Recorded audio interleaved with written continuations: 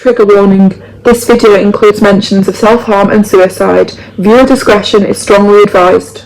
Jesus H. Christ, this is going to be intense because today we're going to be talking about my CAMHS experience. Yeah, it was absolutely shit, and that is putting it lightly.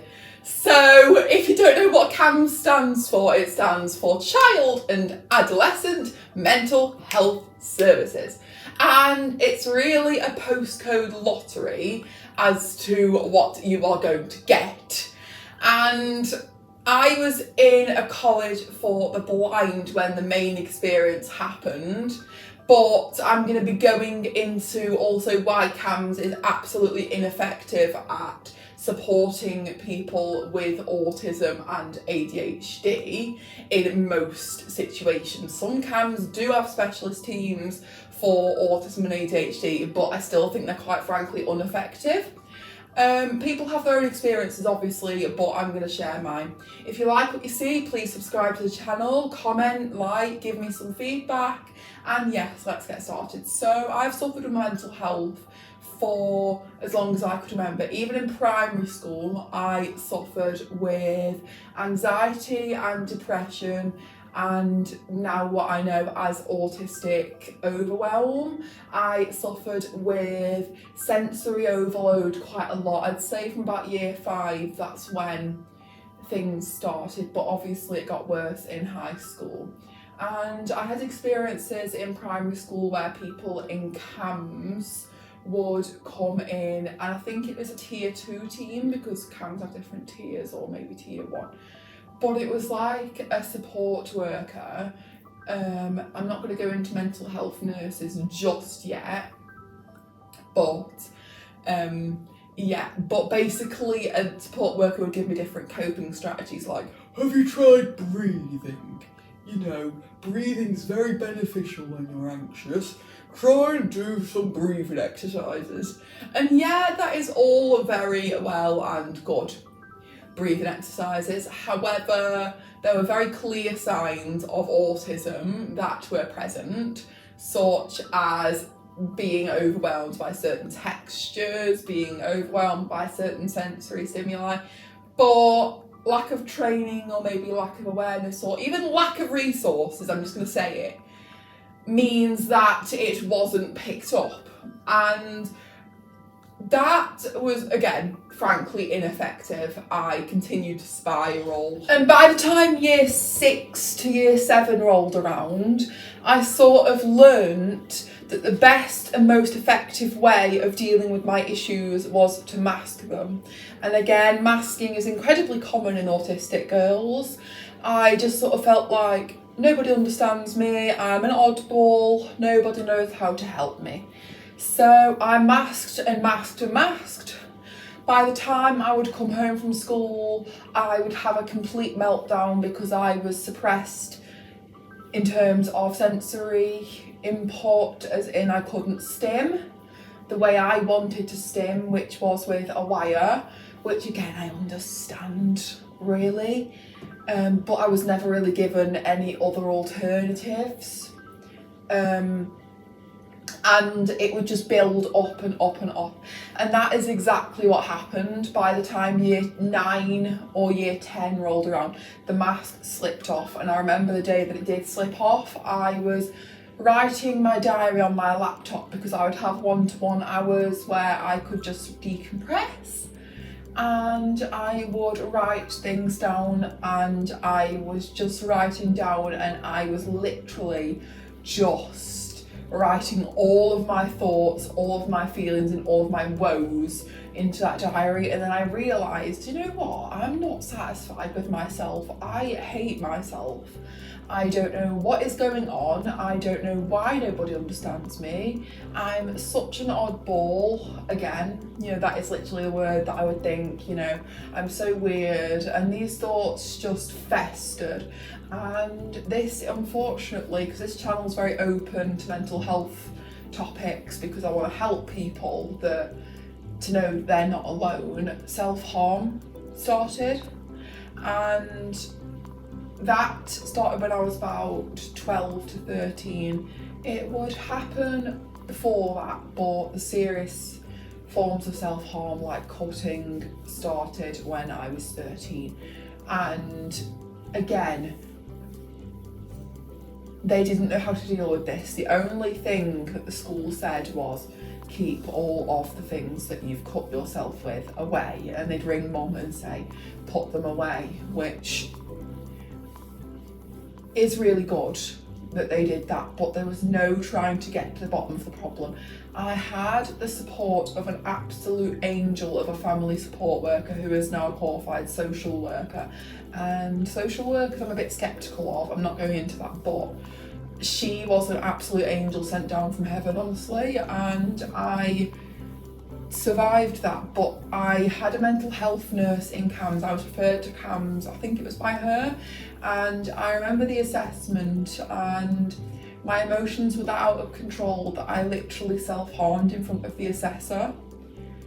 And she said, I'm going to bring you later to make sure that you're safe. I was in that much of a dark place that it was not pretty whatsoever. I had literally given up on life completely, and I was just going through the motions. I was going through things because it was socially what I felt I needed to do. I couldn't just lie in bed all day, so I literally just breathed inside anyway. I was constantly looking a way out, and people would say really unhelpful things like, if you wanted to kill yourself, you would have done it already, which is absolutely horrible. But then again, I understand the state that I was in must have been very, very hard for people. In CAMHS, quite frankly, the mental health nurse, she was a lovely lady, and it had gotten to the point where hospital was mentioned. It was in the COVID pandemic, but I kind of felt like, no, I'm not dealing with that. But again, because autism wasn't picked up, the strategies weren't tailored to an autistic person. She told me, because she knew that I had trouble communicating my feelings, to get an ornament and put it out on the table to let people know how I was feeling, which is a really good idea, and I did do it. But again, it wasn't actually dealing with why I felt like that. It was very superficial, which is my experience of CAMHS on the whole, really, as you're probably going to see, very superficial. But I think it's because they don't have the time, they don't have the resources, and they don't have the care sometimes to just go into these problems that they just want to patch it up like a bandage, is what I've found. And yeah, so that patched me up for a few years. I went to college for the visually impaired, and because I felt like I could truly unmask there, that's exactly what happened. And there were occasions where I would deal with the CAMHS crisis team in A&E and hospital, and that was absolutely awful as well. And because I wanted to go to college, and because the college, bless the heart, couldn't deal with the mental health struggles that I had, I'd have to either go home or to the hospital. And they would just say, you need to use your safety plan. And CAMHS and mental health services on the whole rely a lot on safety plans. But what if you're thinking about, what if you've given up to the point where a safety plan's not effective? Like, what if your mental health is so shocking and so sort of bad, and so you've gotten to such a low point that a safety plan isn't effective? Sometimes you just need someone to listen and to not throw suggestions at you. I think that would have been better, to actually think, to know that there was someone in my corner and that was getting me. And there was very, very challenging things happening when I was 11 as well. And the reason why I'm sharing all this is because I want people to know that they're not on their own, because that's exactly how I feel sometimes, like I'm on my own and like there's nobody out there that actually understands. So I want to do something good for this world and make a difference and actually share what has happened. So I was referred to CAMHS in that locality because CAMHS have localities. The college did contact the mental health nurse from the last CAMHS and she said that is basically it. She's out of my locality and I can't do anything. She knew that I have really bad attachment issues. I can get really attached to people, yet she didn't even say goodbye at the end. She didn't even tell me our appointments had ended. She just never rang again after that appointment. And basically I had been referred to this psychologist. It was a tier 3 service, I think, I'm guessing, because I know about all the tiers.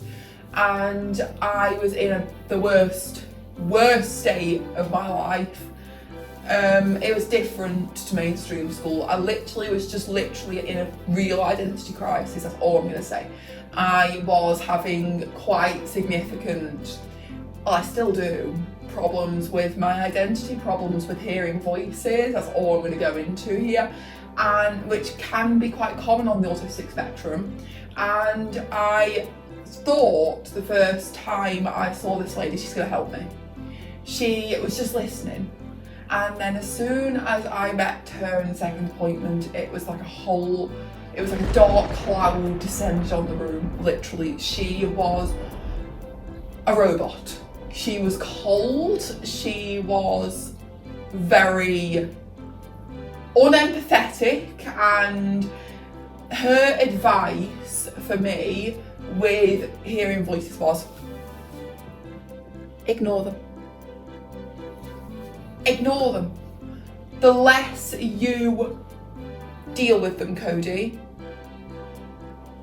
the more you are going to be in your own world, like in this world, and the less you're going to be in your world. And I thought, she's a clinical psychologist with 5 years of experience. She's been to university for about 6 years. Who am I to question her? I'm sorry that I have to keep stopping filming. I have to compose myself because what is about to happen is very traumatic. I basically didn't question her because she was a psychologist, and I thought the advice that I'm being given is given to me by a professional in this. I basically didn't question anything she had to say. And to say it didn't work was an understatement. My self-harm was getting worse because more and more of my emotions were being suppressed. I wasn't encouraged to talk about how I was feeling with the people around me.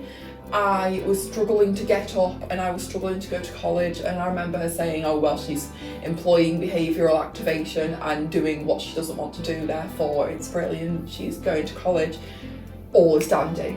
And I was doing this for about 6 months, going through this, and then I decided to mention that I'd had an experience when I was 11 with a taxi driver that did some very questionable things to me. That's all I'm going to mention, and it still affects me sometimes, it still bugs me. That's what I told her. And she said, let me do some trauma work with you, let's record you saying exactly what happened, me asking you questions about the experience, and let's say listen to this every day, and it should get easier for you to listen to. It should desensitize you. And I know there are therapies that are meant to do that, like EMDR, but that is nothing like that. You don't have to record your experience. You don't even have to tell your EMDR therapist about your trauma. You don't have to tell her or him. It's just EMDR. But I could not, for the life of me, think what sort of therapy this is. I struggled to sort of put my finger on what it was. And I'm thinking, when she was saying this, I was thinking, if you stub your toe or burn yourself on a hot oven every single day, there's not going to be a day where you don't go, ow. And it's the same with psychological trauma and things that have happened to you. It's never ever not going to hurt, because you wouldn't be human if it's never ever not going to hurt. It's going to affect you in some way, but you just need to learn to put it away in a place that's not going to affect your life. And that's easier said than done. Very much so. Easier said than done. Especially when every single experience in someone's life on the autistic spectrum is traumatic. And she didn't seem to understand that. So I did this, and I had a huge, major panic attack to the point where on that evening I was admitted to hospital for the night, and my mum, bless her heart, had to come all the way from where she was, 2 hours away, to stay with me in hospital. And I've spoken to so many therapists since her, and they have said, this is so traumatic, I can't believe that she made you do this, you need to complain, she is basically a quack, she's a monster. I can't believe she made you do this. I can't believe she treated you like that when it came to the voices. I can't believe that she did some of the things I'm going to go into now. She accused me of faking my autism, so it was the last appointment ever. And basically we were doing an arts and crafts activity where there was lots of different fabrics and lots of different basically touchy-feely things to do. And I loved that. I absolutely loved the fact that I could just feel the material, and it was amazing.